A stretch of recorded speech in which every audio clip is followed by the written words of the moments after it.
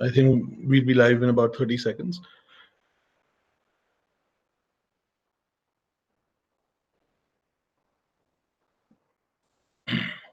All right. A very good morning, a very good afternoon to everybody. Pardon me. It gives me great pleasure to welcome you all to the 16th edition of the India Digital Summit, Supercharging Startups, organized by the Internet and Mobile Association of India. The summit is supported by the Ministry of Electronics and Information Technology, Government of India, and Niti Aayog. I am your host for the session, Yash from IMAI. And welcome to the panel. Welcome to our Trialogue, accelerating digitization of MSMEs with a powerful trio of digital payments, connected banking, and cloud-based SaaS.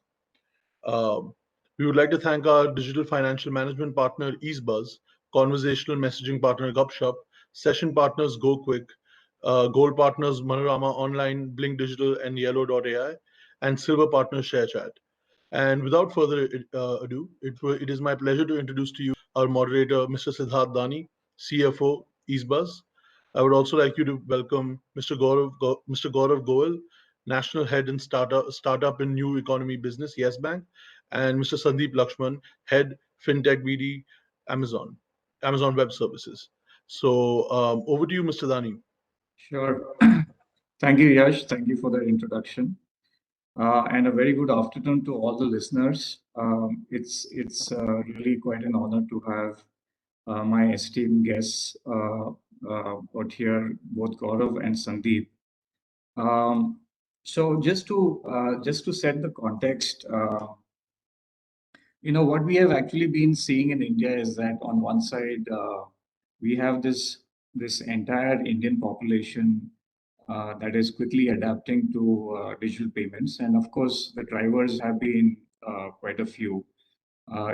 Specifically, if you have to get into some of the data points, we have been seeing that overall in India, the access to the internet has been roughly around 700 million users.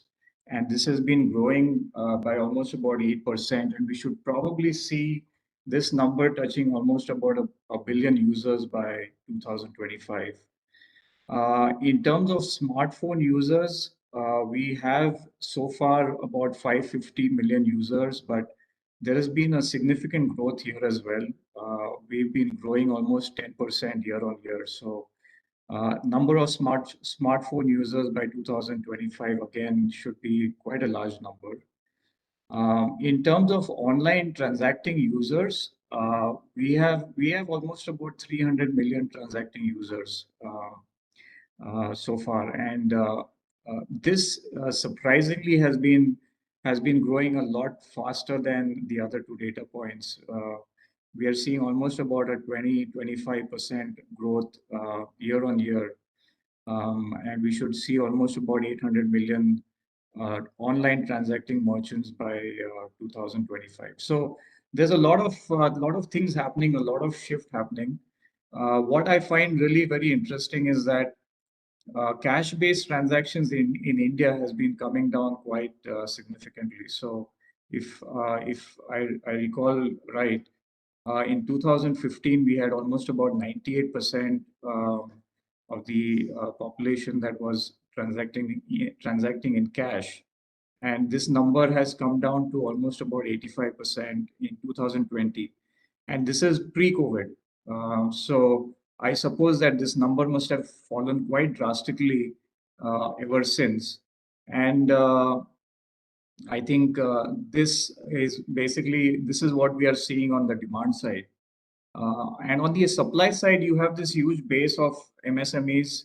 We have more than 65 million units of MSMEs spread across the country. And the MSME has been contributing to almost about 30% of our GDP. In fact, I think the services side of the industry is contributing a lot more. And therefore, considering that, the MSME is actually a very large contributor to employment, we've seen some adequate push even coming from the government side. So I suppose that, with the Jan Dhan Yojana schemes, the India Stack that the government has been pushing on, I think there is there is some good amount of push towards digitization by the government as well.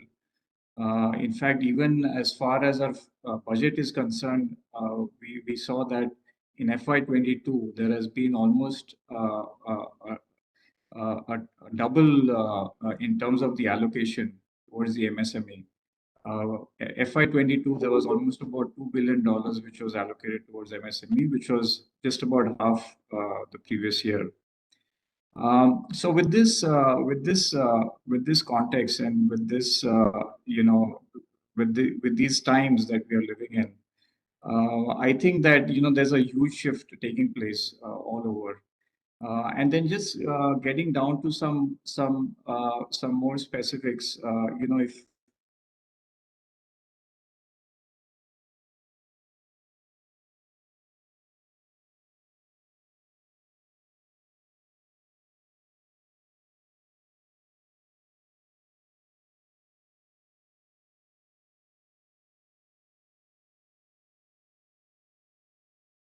see this panning out? How do you see this whole evolution happening on the banking industry side, and specifically Yes Bank? What is the role that Yes Bank is playing? It would be very nice to know a little bit more on that.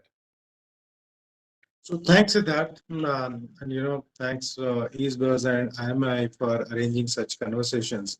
These days with a lot of technology coming in, so banks are playing sort of a facilitator role uh, between the MSMEs and the fintechs and the technology companies, which are bringing in a lot of tech solutions to further bring efficiency and improve productivity for the SMEs.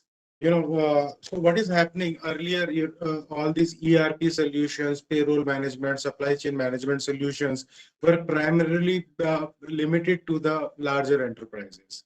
Now, with the help of fintechs and the SaaS technology companies, which are like more of a cloud native SaaS solutions, these banks are able to tie up with these, partner with these fintechs and the tech companies, and bring these solutions to the smaller enterprises, the SMEs. Now, SMEs are able to enjoy these tech solutions through on a subscription model, and it's not they have to buy a solution for their own consumption. So while banks are facilitating and bringing these tech solutions along with collaborating with the fintechs and all, so with this they are able to digitalize, collections and payouts for the SMEs and the merchants. How it is helping them? So as we all know, like SMEs, a lot of credit gap is there. They are not able to get the credit through the structured, or I would say institutional channel. Uh, but and the primary reason why SMEs are not getting that credit would be, lack of data, the lack of structured data, lack of their, transactional data.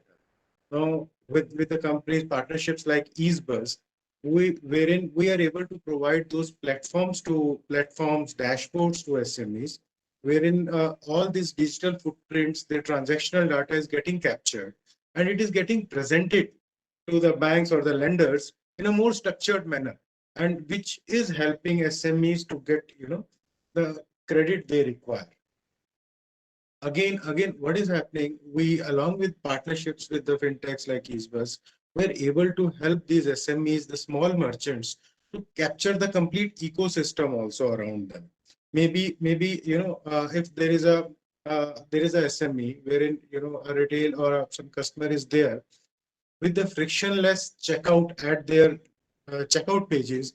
When we are facilitating that, it helps them to have a better conversion. It's improving their business also, and cost of client acquisition is coming down. So with all these things, ultimately with the collaborations, with the partnerships with the fintechs and SaaS native solutions, ultimately the SMEs are getting benefited. They're getting better credit supply is coming to them. They're able to have, reduce the client acquisition cost, and conversions are improving for them. So a lot of good stuff is happening with and banks are through their connected banking platforms, wherein they are acting as a bridge between the technology companies, the fintechs, and the SMEs, are able to facilitate. Right. Yeah. So Gaurav, yeah, like we were discussing some time back, I think, Yes Bank has been like a very big partner to us, Easebuzz. And just to add to your point on, efficient tools for MSMEs, in fact, Easebuzz has built a few software solutions that specifically cater to solving the entire collections and the payouts problems for businesses. In fact, while we enable digital payments for our merchants, for our customers, I think the biggest value proposition from our side is that we manage the entire collection. So the way like we like to look at it is that like we say here that payments is an event, but collections is a process by itself.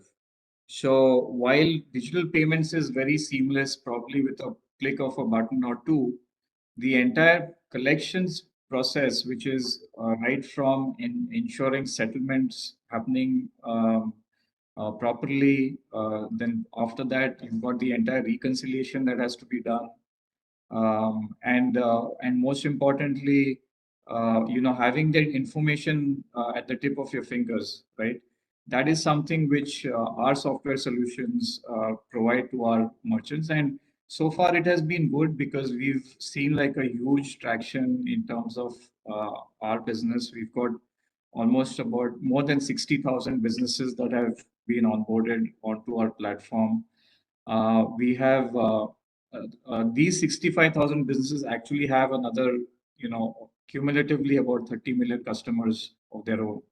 So we have been able to process almost about more than 150 million transactions till date. And this year alone, we should be processing close to $3.5 billion.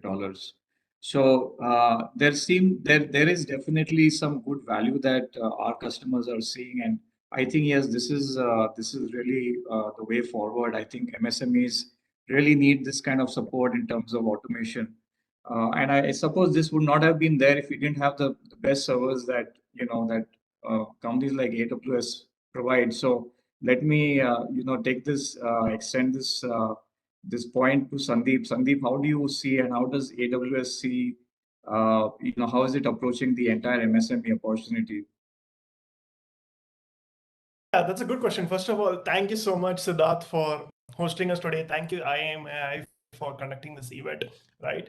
So if you look at, Zinnov did a report on the SMB market recently, and what they found out was there's about 75 million SMBs in India, right? It's a pretty big number. And but here's the big but. Out of that, only 2% use cloud technology today, right? We are really, really, really early in the market. Yeah. Way, way early in the market, right now in the SMB market. This is interesting because AWS also has a very large share in the market, right, compared to the competition. So, by the way, when I mean cloud, I'm talking about any kind of cloud technology, right? Okay. Not just all right. AWS, Sure. right? Only 2% use any kind of cloud technology. Yeah. It's from 75 million.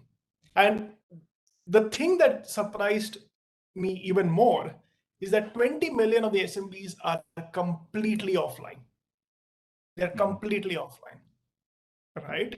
Now, let's take these two problems. Now, given one is you have low adoption, the second is you got a huge number of SMBs completely offline, right? So why is this the case, right? Let's try to dig further. Why is this the case? What's the reason for this? So, we actually did a survey.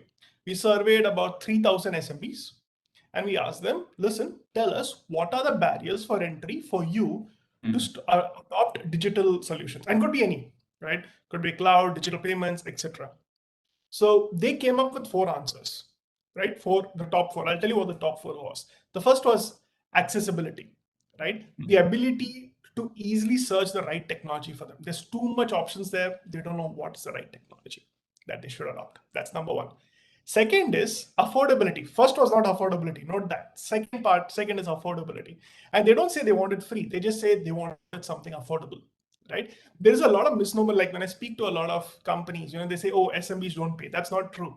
People have been paying for India Mart for years. The smallest, go to the smallest manufacturing firm, they pay for India Mart, right? It's just that you need to give proper value and you need to price it properly, and that's where the affordability comes in. Right? The third one which comes is simplicity. How easy it's for them to adopt the solution. So once they've found out the right technology solution, do they have to speak to somebody? Can they just download an app and start using it immediately? How seamless is the adoption of your technology for the SMB, right? Because the more layers you have, the more time it's going to take them to adopt. The last is, and I think this is a very Indian thing, is support. About 3/4 of them, so almost 75%. So to be right, it was 74%, said that they wanted support on onboarding and some kind of ongoing customer support, right? Does that mean telephone support? Not necessary, but they want some kind of support. And this is a very Indian thing, right? It is. Yeah, I think it is. Yeah, like, you have a lot of solutions from the US, but they're all like, hey, DIY. In India, we know we like to put a face. We need a relationship manager for everything. Correct. There's some kind of support that is required. And we've seen this, right? So we've seen this in AWS as well, that one of the reasons when we talk to customers why they use AWS, they say is just that support, right? The ability to get in touch with a human. So it's not surprising that SMBs have the same requirements. So what we've seen is these are the top four. Now, as time goes on, because as time goes on, we will see fintechs, startups, and especially fintechs address these issues, right? Make it easier to onboard, make it affordable, and make it easily accessible as well. Right? The easier that goes on, the more we'll see the penetration within the SMB market, right? Our job is AWS to help. And the second thing is the fintechs that already work with us, help them also, drive adoption among SMBs. Because Amazon actually as a whole has taken a mission to digitize 10 million SMBs by 2025. Right? That's a mission that we've actually stated. We do the Sambhav conference every year, and we actually announced it in Sambhav last year, right? That we have taken it on as a mission to digitize 10 million SMBs. And as a part of that, what we have done is we've actually created a digital suite that is download, adopt through the Amazon.in app itself, right? Because a lot of SMBs do use that because they want to sell through it or buy through it. So they are using an app, and it becomes, that accessibility kind of question over there, right? So that's something that we've been doing. But just coming back also, is really right. So as Gaurav said, there's no data today which is available, and that is and that's where I think fintechs have a big advantage. Because what like for Easebuzz, like, why do you want to help SMBs adopt your product, right? Your just to go back to you, like, why do you want in fact, this has been a very interesting data point, Sandeep. In fact, I was just going to get to that. Accessibility, affordability, simplicity, support. In fact, when we started really thinking about what are the kind of products that we need to build, we realized this very same thing, that I think majority of the MSMEs that are out there in the country do not have that technical know-how in terms of assessing what are the different technologies that are available, how is it beneficial to them, and what is it that is most suited, or how should they go about selecting the different technologies, right? So what we have built in terms of our software solutions are the easy plug and play API based software solutions, where we have gone and tried to understand the problems of the MSME, and we've built these different solutions that are applicable for different use cases, different industries. It could be, to give you an example, it could be a recurring payment, collection kind of a business. It could be a subscription-based business. You've got these different business models, different revenue models, and so Our software solutions are addressing their pain point, and they are very easy to use and easy to start using, right? So the point on accessibility and simplicity has been taken care of by our solutions. The next is, of course, support. And of course, we try our hard to provide as much support. And you're absolutely right. We have experienced the same thing that, we've been doing this, we keep doing this survey with our customers. And we found that, we were trying to, just to give you an example, we were trying to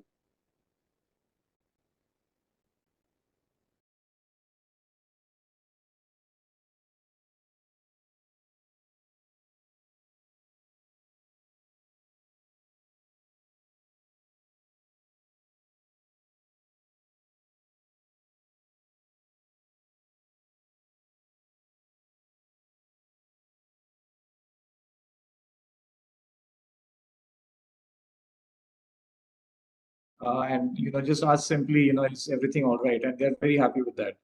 So we try to do our bit in terms of providing the support. Um, Having said that, I think the fourth point on the affordability is what I would like to really get down to next.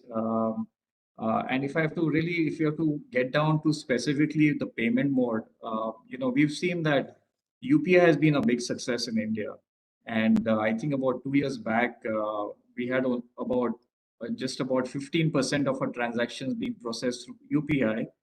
But today we've got almost 75%, 80% of our transactions that are all UPI processed.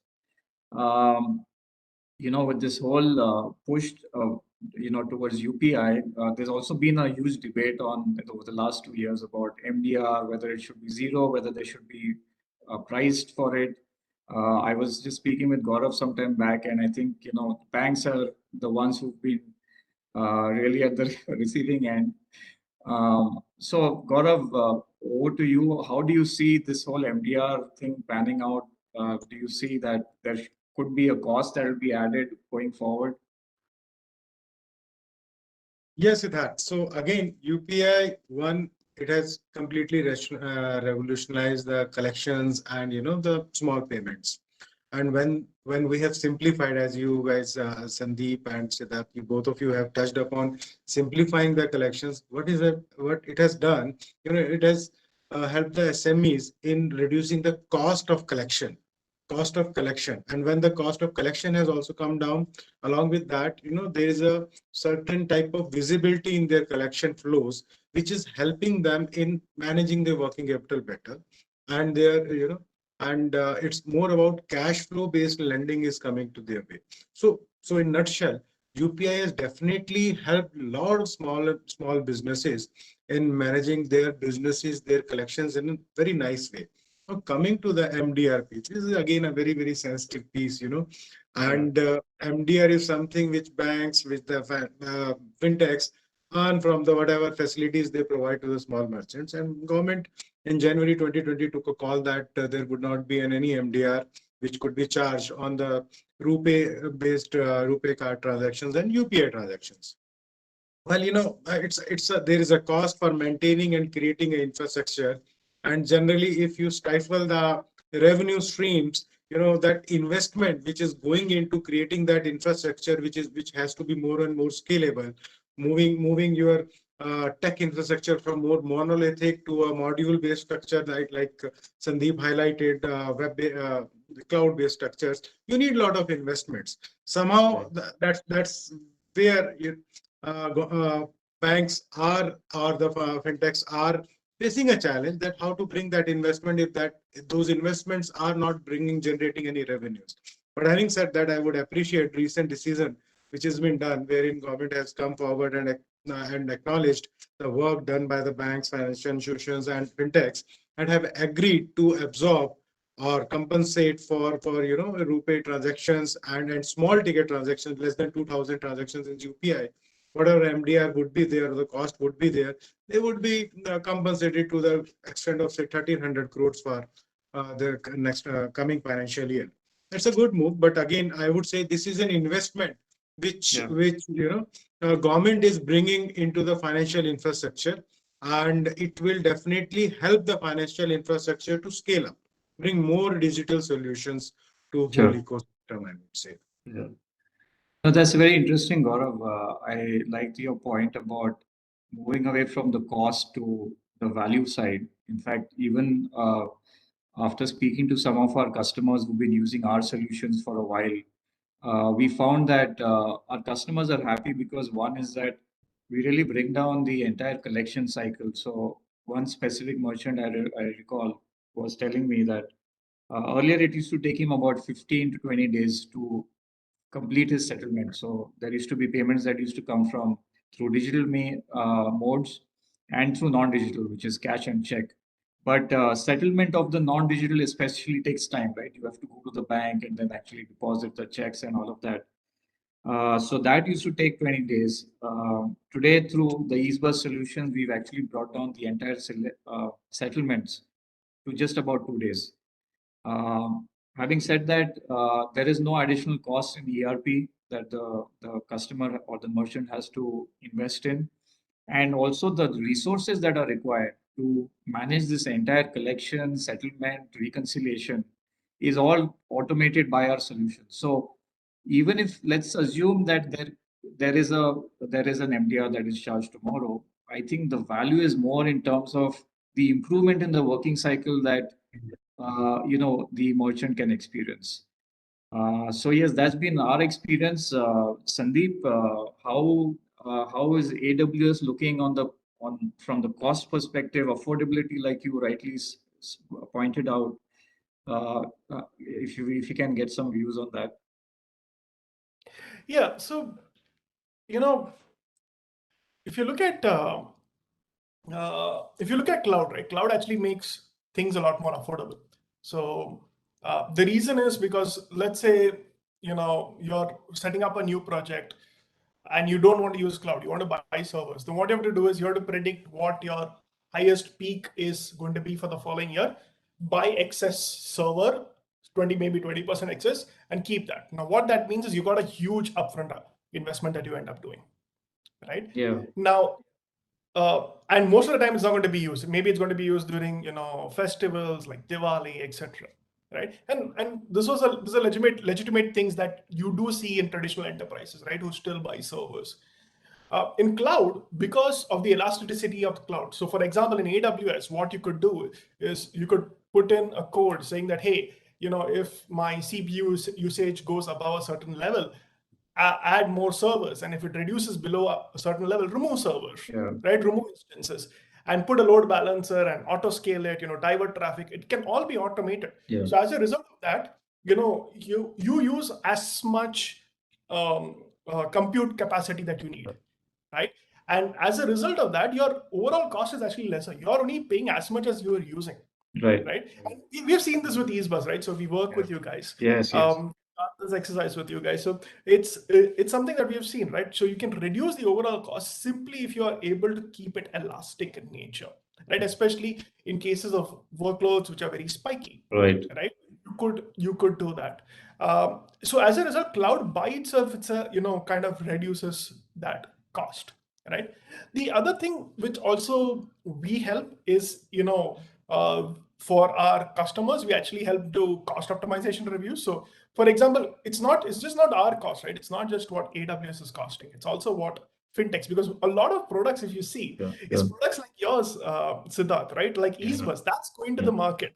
Now that happens to run on AWS, right? Now, if AWS is going to be expensive, it means your end solution to your customers, which is SME merchants, is going to be expensive, right? Absolutely. So, right? So what we need to do is we want to make sure that your cost is less so that the end merchant's cost is less. How do we do? We have a ton of things. One is the elasticity, as I mentioned. We have stuff like reserved instances and savings plans, which actually gives you a discount if you end up reserving stuff with us, right? Or if you say committing a certain amount of spend with us. So we do have these other tools. There's another third thing, right? Let's say tomorrow you want to let's say tomorrow you want to let me give you an example. So or insurance, right, from from the financial services entities in India, Sure. right? And as a part of that, you need to collect KYC data, right? There are two things you can do. One is you can have a huge set of people doing the KYC. The other alternative is to automate it, in which case you have to create your own models and run expensive GPU or run it on expensive GPUs, which is again going to increase the cost. The third alternative is you can use some services like AI services that we have, like recognition, for example, which can actually do facial recognition, right? And you can use text track, which can extract text from your documents, including ID cards, right? And what happens with that is, because you do all that, you're essentially reducing your cost because you're using only the API that we are actually sending. So these are different methods where actually we help different customers reduce, and not just the end SMBs, like I said, but also fintechs like yours. Sure. That's very interesting, Sandeep. So you spend, effectively, you're saying we spend as much as the data that you consume, and as MSMEs scale, so does AWS, right? Just to take this point a bit further, Sandeep, there's a lot of today we have a lot of buzzwords around analytics, AI, ML. Any thoughts from AWS in terms of how this can potentially benefit MSMEs going forward? Oh yeah, absolutely. And I think that's what Gaurav also talked about, right? Like if you look at why MSMEs don't have access to credit, is because there's lack of data. And that's where fintechs like you come in. So when I see payments as an atomic transaction, right? So it's a building block, and it's the smallest transaction you can do in financial services. Whether you want to buy a stock, you want to buy insurance, or you want to get a loan, the minimum transaction that is required is a payment, right? It's an atomic transaction. Right. Now, the advantage you have, like somebody like you, is you could actually run analytics or AI on the transactions that an SMB is doing, and then leverage that to come up with your own credit score, right? That for an SMB that might alternatively not get credit, right? That intelligence doesn't exist today, right? Especially for the SMB market, that kind of intelligence does not exist. And that's where I think fintechs come in, right? Because I would see in the future you all using your intelligence to make better decisions and give a wider section of the SMB market availability to line of credit. Yeah, that's true. In fact, that's what we also intend to do. That we've got so much of data around the transactions that have happened on our platform over the past 2-3 years that there is a lot that we can do in terms of evaluating the credit score of merchants and become an alternative to being their lending partners apart from banks. Great. I think there's a question from the listeners. Maybe we can take up one or two. There's one question. Unfortunately, I don't have the name of who's posted this, but the question is, do you see decentralized technologies and Web 3.0 being beneficial to MSMEs? I think the beneficial is that will be adopted, right? Sorry, Gaurav, do you want to go first? So why it's again a very nascent stage, but obviously decentralized, it will again help in providing better accessibility to the small businesses and reducing the cost again. So it will bring a lot of transparency, and when the and transactional cost would come down again. So a lot of benefits I would see while it's very initial stage. Blockchain based products are coming in the market, decentralized finance is coming in the market, and it would be helping the small businesses anyway. It would sort of reducing that opaqueness in the system, and I personally feel it will be, and it's a way going forward.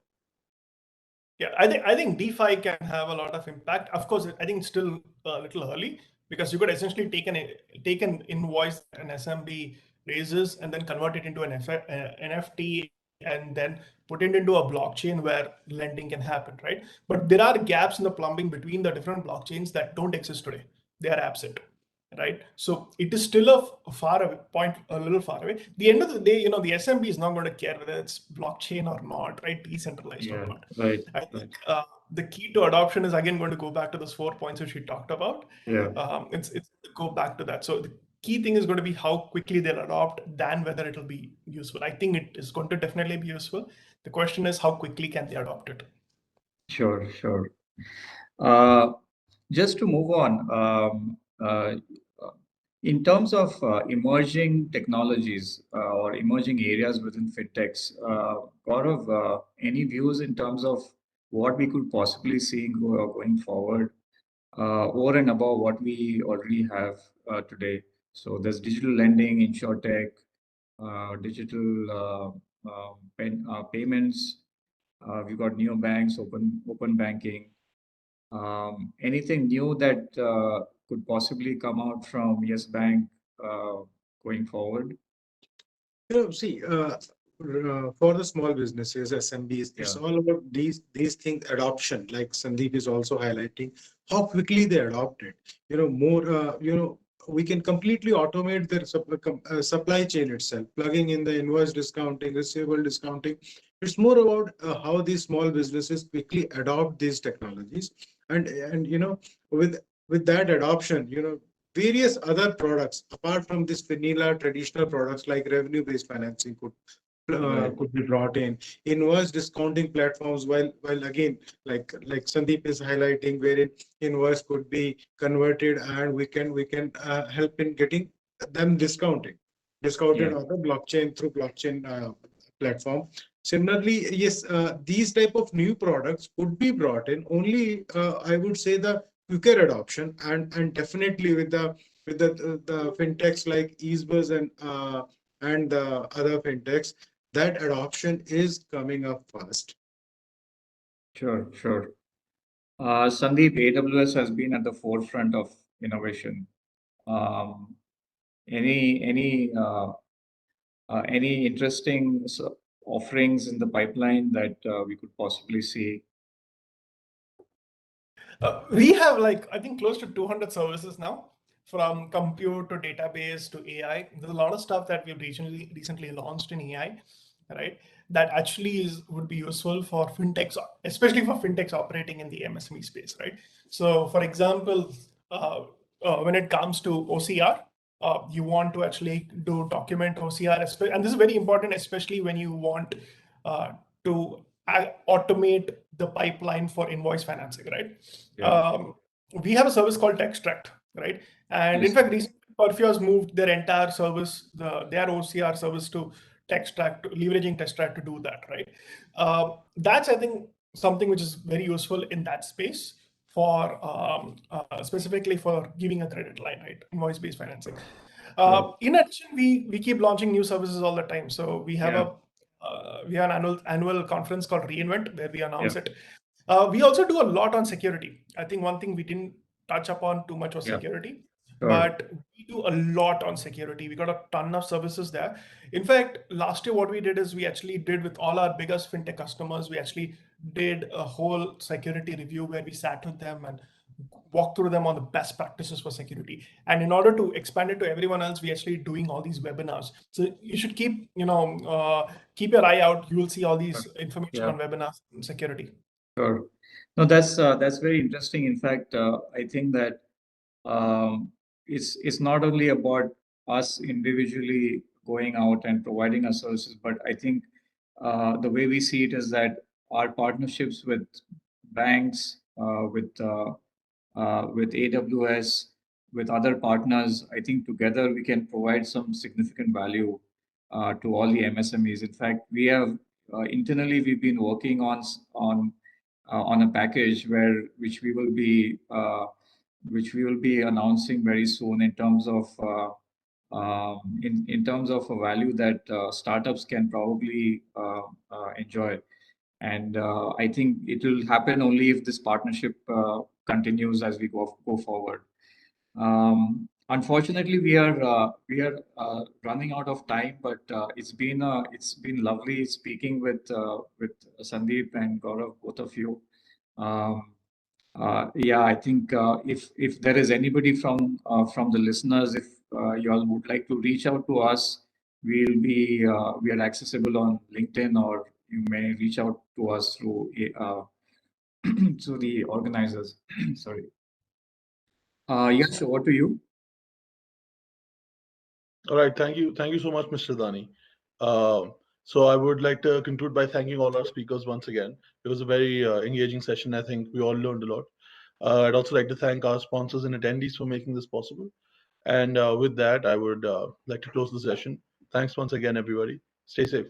Thank you. Thank you. Thank you. Thanks a lot.